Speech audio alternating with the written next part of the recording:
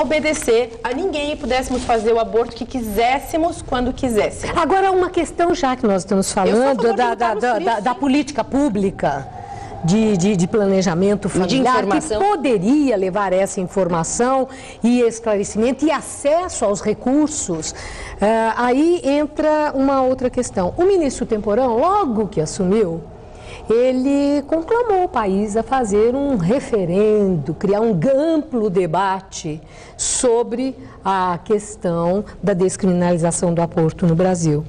Quando ele falou isso uma vez, não sei se conseguiu repetir a segunda.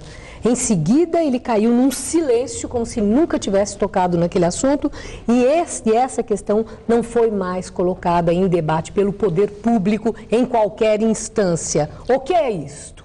Como a senhora vê isso? Uma investida de um ministro da Saúde, já que se considera a questão no Brasil, por todas as consequências, como uma questão de saúde pública, ter falado de uma ampliação de debate, de um referendo para uma decisão e o recuo que ele teve.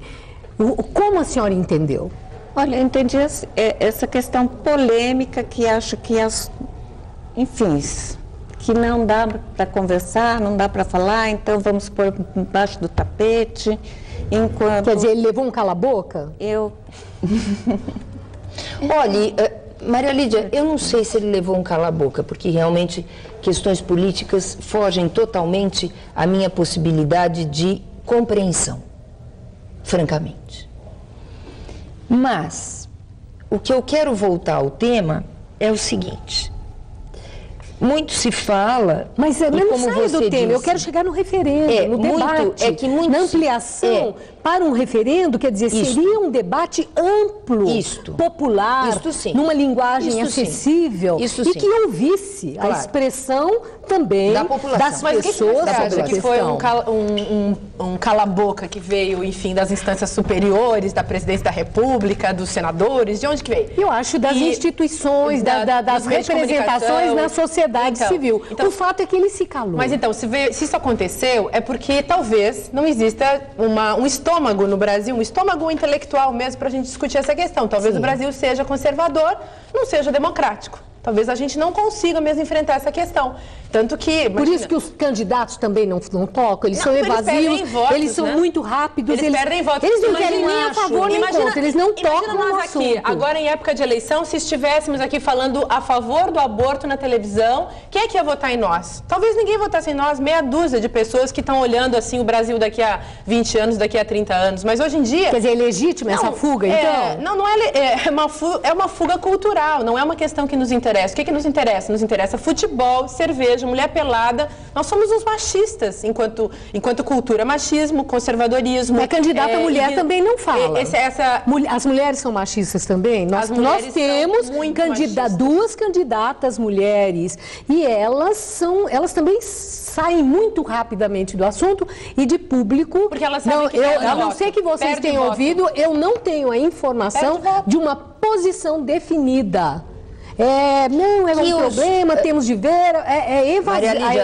A resposta é evasiva. Que os políticos realmente, eles debatem os assuntos que não lhe tiram votos, isto é evidente. Falar o contrário seria uma completa ilusão, utopia. Isto aqui e em todos os países do mundo. Isto é lógico, né? Agora, o que a Márcia colocou, será que o nosso país não é um país conservador, né? O nosso país, eu acho que é um país conservador, sim. O nosso e todos aqueles países da Europa que eu citei. Por que só acusar o Brasil de um país ignorante, de um país que não sabe discutir este assunto? Verdade. Quando todos aqueles que eu citei têm regras similares. Maria Lídia, alguns com um pouco mais de abertura, e eu acho que o Brasil deveria ter esta abertura, são as questões do feto anencefálico, que já tem o Supremo Tribunal Federal uma ação em andamento, já com liminar dada, já que a lei que está em projeto de lei no Senado não caminha, está parada desde 2004, sobre o aborto do feto que tem problemas no cérebro, vamos chamá-lo assim, para ficar com mais facilidade essa expressão do feto anencefálico. Existe no Supremo Tribunal Federal uma liminar dada e uma ação em andamento para este fim.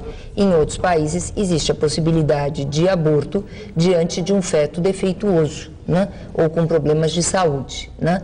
Então, mas as proibições existem, né? Quer dizer, não é o nosso país. Eu acho Mas isso que a não questão... altera aí a questão do debate. Nós estamos falando bem nem mal do Brasil. Pois é. Né? Nós estamos trazendo, assim, para essa reflexão... motivos, né? Quais são os motivos, né, dessa resistência, agora, eu tenho que fazer um intervalo agora e eu gostaria de deixar aí uma indagação para a nossa volta. Descriminalizar o aborto, comprovadamente, reduz a prática. Descriminalizar o aborto e intensificar planos de contracepção são medidas excludentes ou são complementares? Vamos a esse intervalinho, a gente volta já já.